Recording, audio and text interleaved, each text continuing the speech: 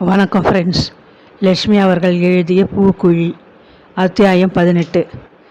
திருச்சி ஜங்ஷனில் இறங்கி வெளியே வந்த காமேஷ் உடனடியாக ஒரு டாக்ஸியை எடுத்துக்கொண்டு ஊருக்கு விரையவில்லை. பஸ்ஸில் தான் பயணப்பட விரும்பினான். அருகில் இருந்த ஓர் ஹோட்டலுக்குள் சென்று முதலில் வயிற்றுப்பாட்டை கவனித்து கொண்டான். பூரி மசாலாவுடன் சூடான காஃபி இறங்கியதும் மூளை விறுவிறுக்க தொடங்கியது. 2 மணி பயணத்தின் போது அவன் எல்லாவற்றையும் தீவிரமாக சிந்தித்து தயாராக இருக்க வேண்டும். இனி அவன் எடுத்து வைக்கும் ஒவ்வொரு அடியும் சர்வ ஜாக்கிரதையானதாக இருக்க வேண்டும். சந்தேகம் தட்டாமல் செயல்பட வேண்டும். தவறுகள் ஏற்படவே கூடாது. வெட்டிகளை பஸ் நிலையம் வரை சுமந்து வந்த பையனுக்கு கூலி கொடுக்க சட்டை பையிலிருந்து பர்ஸை துவாழும்போது, என்ன சார், சௌக்கியமா? இப்போதான் வரீங்களா? நம்ம ஊரை மறந்துட்டீங்களோன்னு நினச்சேன். பட்களை காட்டிய காக்கி சட்டிக்காரனை கண்டு திடுக்கிட்டு போனான். அந்த இளைஞன் அவன் ஏறி வந்த பஸ்ஸின் கண்டக்டர். அவ்வளவுதான் தெரிந்தது. இத்தனை நெருக்கமாக உறவு கொண்டாடி தொலைக்கிறானே, யார் இவன்? ராஜ்குமாரின் சொந்தக்கார பையனா? கரும் பூனையாக இவன் எங்கே வந்து முளைச்சான்? காமேஷுக்கு உள்ளூர சீற்றம். ஊரோடையே இப்போ வந்துட்டேன், நீயும் சௌக்கியம்தானே? சமாளிக்க வேண்டான் காமேஷ். நீங்கள் வரப்போகுது தெரிஞ்சிருந்தால் எனக்கும் ஒரு கேமரா வாங்கிட்டு வர சொல்லியிருப்பேன். நீங்கள் மறுக்காமல் வாங்கிட்டு வந்திருப்பீங்க. காமேஷின் கழுத்திலே தூங்கிய கேமராவை ஆவலுடன் பார்த்தபடி சொன்னான் அவன்.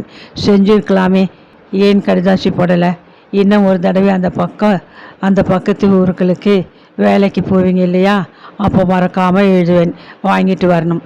சிரித்து கொண்டே அந்த வாலிபன் வெட்டிகளை தூக்கி உள்ளே ஏற்ற உதவினான். நல்ல வேலை. அதற்கு பின் தொடர்ந்து பேசி கொண்டிருக்க நேரமில்லை. பயணிகளுக்கு சீட்டை கிழித்து கொடுத்து சில்லர்களை சேகரித்து கொண்டு எதிரே இருந்த வெற்றிலை பாக்கு கடையில் ஓர் கலர் வாங்கி கொடுத்து விட்டு வேகமாக வந்தான். பஸ் புறப்படுகிற நேரம். ரைட் ரைட் என்று கத்திக்கொண்டே வழிகாட்டியபடி பின்னால் தொத்தி ஏறி கொள்ளத்தான் நேரம் இருந்தது. மீதி பயணிகளுக்கும் சீட்டு வழங்கிவிட்டு அருகில் வந்து மறுபடியும் தொணக்கப் போகிறானே என்று காமேஷ் கண்களை மூடிக்கொண்டு ஆசனத்தில் சாய்ந்து கொண்டு விட்டான். இடையிடையே வெள்ள கண்களை திறந்து ஜன்னல் வழியே போகும் இடத்தை ஆராய்ந்தான். வலது பக்கத்திலே பசும்பாய் விரித்தாற்போல் நெற்பயிர், கண்ணு கெட்டிய தூரம் வரை வயல்கள், அதற்கு பின்னர் வானம். இடது பக்கத்திலே இரு கரையும் தொட்டுக்கொண்டு கம்பீரமாக நகர்ந்த அகண்ட காவேரியின் நீர்பரப்பு. தண்ணீரை கண்டதுமே அவனுக்குள் ஓர் நடுக்கம் ஏற்பட்டது. அலை மடிப்புகளிடையே மறைந்து போன ராஜ்குமாரின் நினைப்பு நெஞ்சை உறுத்தவே சற்றென்று பார்வையை வயல்களின் பக்கம் திருப்பினான். சில்லென்று ஜன்னல் வழியே குளிர்காற்று வேகமாக வீசிவிட்டது போன்று அவன் உடல் சில கணங்கள் விடவிடவென்று நடுங்கியது. தன் அச்சத்தை உதறுகிறவன் போல் பல முறை தொண்டையை செருமி கொண்டான். பஸ் வேகமாக ஓடியது. நடுநடுவே பயணிகள் சிலரை இறக்கிவிடவும் சிலரை ஏற்றிக்கொள்ளவும் நின்றது. திருநல்லூர் என்று கத்திய கண்டக்டர் அருகில் வந்தபோது பஸ் குழுக்களுடன் நின்றது. சாமான்களை இறக்க உதவிவிட்டு கண்டக்டர் அவனை பார்த்து முறவளித்தான். 15 நிமிஷம்தான் இங்கே பஸ் நிற்கும். அதற்குள்ளே ஒரு டீ, ஒரு பன் ஏதாச்சும் சாப்பிடணும். பயணிகளை கவனிக்கணும். நேரம் கிடைச்சா பின்னால் ஒரு சமயம் வந்து பார்க்கிறேன். விடை பெற்று கொண்டு காதிலே பென்சிலும் கையில் டிக்கெட்டு புத்தகமாக டீ கடை பக்கம் நடையை கட்டினான். அப்பாடா என்று நிம்மதியுடன் பெருமூச்சு விட்டபடி தன்னை சுற்றிலும் பார்த்து கொண்டான் காமேஷ். பெரியதானக்காரர் கனக சபை வீடு எங்கே இருக்கிறது என்று கேட்டால் வம்பாகி விடுமே. ராஜ்குமாருக்கு அவன் வீடு இருக்கும் இடம் கூட தெரியாதா? அதிசயமா இருக்கே என்று ஆரம்பிக்கும் பேச்சு சந்தேகத்தில் போய் முடிந்துவிடும். அதற்கெல்லாம் இடம் கொடுக்கவே கூடாது. குழப்பத்துடன் மறுபடியும் சுற்றுமுற்றும் பார்த்தான். முண்டாசை அழுத்தி இடுப்பில் கட்டி கொண்டு இன்னொரு காக்கி சட்டைக்காரன் வயதானவன் டீ கடை வாசலிலிருந்து விரைந்து வருவதை கண்டான். சிங்காரம், சீக்கிரம் போ, ஐயா எத்தனை நேரம் காத்துக்கிட்டு இருப்பார்? யாரோ கத்தியது கேட்டது.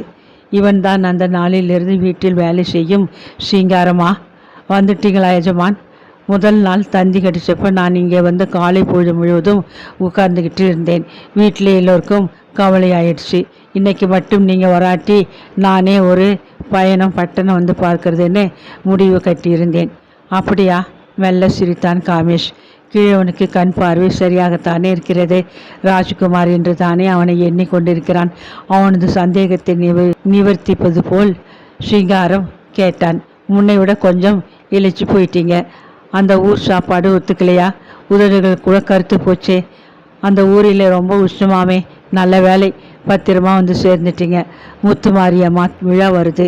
அந்த சமயத்தில் நீங்கள் வீட்டில் இருக்கிறது நல்லதாக போச்சு. பெட்டிகள் இரண்டையும் ஒன்றன் மேல் ஒன்றாக தலை மீது அடுக்கி கொண்டான். வேறு சாமான் ஒன்றும் இல்லைங்களே. அந்த பையை இப்படி கொடுங்க, நான் தோளில் மாட்டிக்கிட்டு தூக்கி ஆறேன். பையை வாங்கி தோளில் மாட்டிக்கொண்டான். இப்போ போகலாங்களா கேட்டுவிட்டு சிங்காரம் முன்னே நடந்தான். வீடு அருகில் இருக்க வேண்டும், இல்லாவிட்டால் சிங்காரம் வண்டியை கட்டி கொண்டு வந்து அழைத்து போயிருப்பான் என்று எண்ணியபடி அவனை தொடர்ந்தான் காமேஷ். சேலத்துக்கு ஒரு நாள் போயிட்டு வர்றதற்குள் சிங்காரம் அம்மா எப்படி இருக்காங்க, சின்னம்மா என்ன பண்ணிக்கிட்டு இருக்காங்கன்னு என்று பஸ்ஸிலிருந்து இறங்கும் போதே கேட்டுவிடும் மனுஷன் 3 வருஷம் கழித்து வந்திருக்கிறார். வீட்டை பற்றியோ பெத்தவளை பற்றியோ ஒரு வார்த்தை கேட்கலையே. வெளியூர் போனாலே இப்படியா மாறிடுவாங்க? பெருமூச்சுடன் சிங்காரம் நடந்தான். அத்தை, அவர் வந்துட்டார் கூவிக்கொண்டு உள்ளே சென்ற அகல்யா பூஜை அறைக்குள் சென்று குலதெய்வத்தின் படத்தின் முன் விழுந்து கும்பிட்டாள்.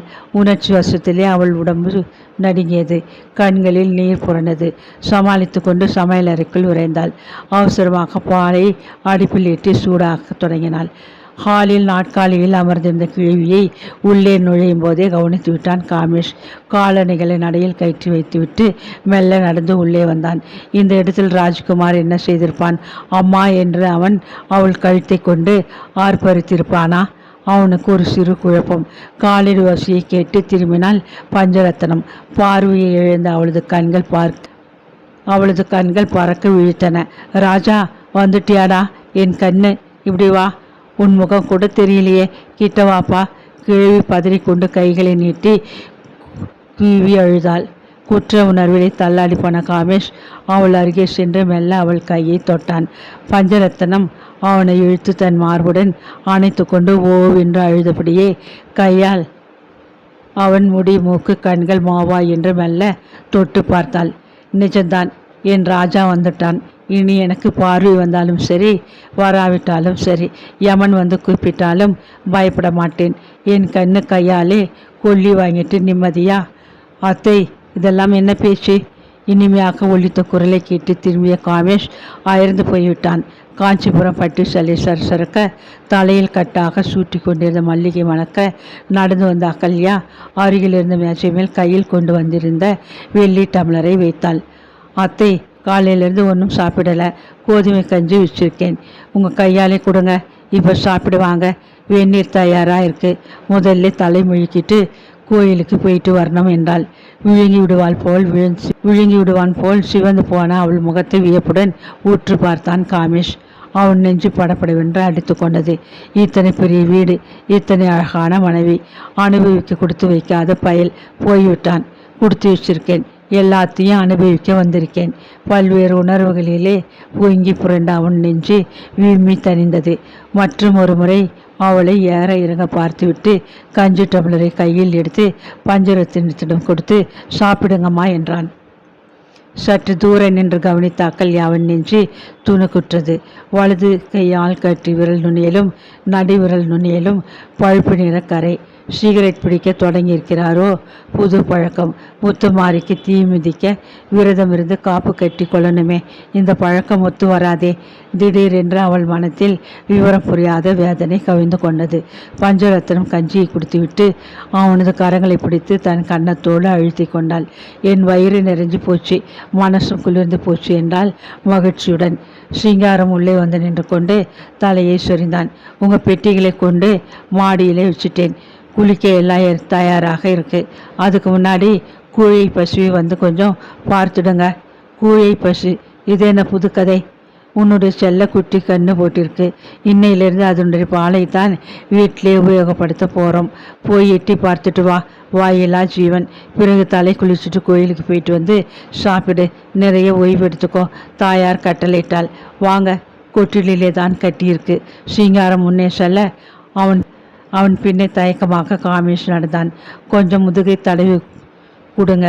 நீங்கள் வர தாமதமாயிட்டப்ப இதுக்கு கூட புரிஞ்சிடுச்சு. அம்மா அம்மான்னு கத்திக்கிட்டே இருந்தது. பயந்துட்டேன் நான். சிங்காரம் பேசிக்கொண்டே கொட்டிலில் நின்ற பசுவின் அருகில் போய் முதுகை தட்டினான். பக்கத்திலே அவன் இருக்கிறான் என்ற துணிவிலே வேண்டா வெறுப்பாக பசுவின் முதுகிலே காமேஷ் கையை வைத்தான். அவ்வளவுதான்.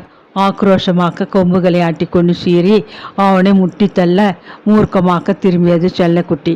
நடுநடுங்கி போய்விட்டான் காமேஷ். ஒரே பாய்ச்சலில் ஓடி சென்று வெகு தொலைவில் நின்று கொண்டான்.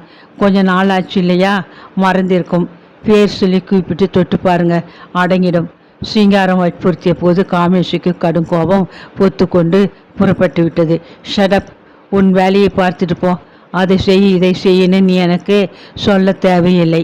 எரிச்சலாக இறைந்து விட்டு உள்ளே திரும்பிவிட்டான். கூழை பசுவை பார்த்தியா? உன் செல்லமாச்சு அது. தாயார் கேட்டு முடிக்கும் முன் பின்னால் வந்த சிங்காரம் பதிலளித்து விட்டான். அது என்னவோ ஐயா தொட்டதும் சீறிக்கிட்டு முட்டை வந்துடுச்சு. அதுக்கு ஏன் தான் அப்படி ஒரு வெறியோ தெரியலை. சமையல் அறையில் சோற்றை கிளறி கொண்டிருந்த அக்கல்யா கை வேலையை போட்டுவிட்டு திடுக்கிட்டு நின்று விட்டாள்.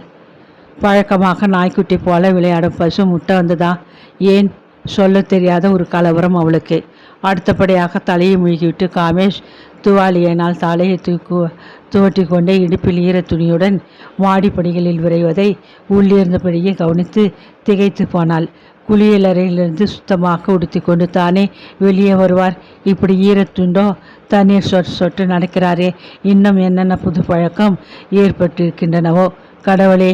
பின்னர் சிங்காரத்துடன் கோயிலுக்கு போய்விட்டு காமேஷ் திரும்பிவிட்டிருந்தான். அக்கல்யா, அதிகாரமாக மாடியிலிருந்து கத்தி அவளை அழைத்தான். காய்ச்சிய பாலை டமரில் நிறுத்து கொண்டு அக்கல்யா வெளியே வந்தாள். எத்தனை தடவை கூப்பிடுறது? இங்கே வா. மறுபடியும் அதற்றலாக மாடியிலிருந்து அவன் குரல் கேட்டது. 3 வருஷங்களுக்கு பின்னர் ஆசையுடன் அணுக வேண்டியவன் அச்சத்துடன், ஏன் இப்படி என்ற திகிலுடன் மெல்ல மாடிப்படிகளில் ஏறினாள்.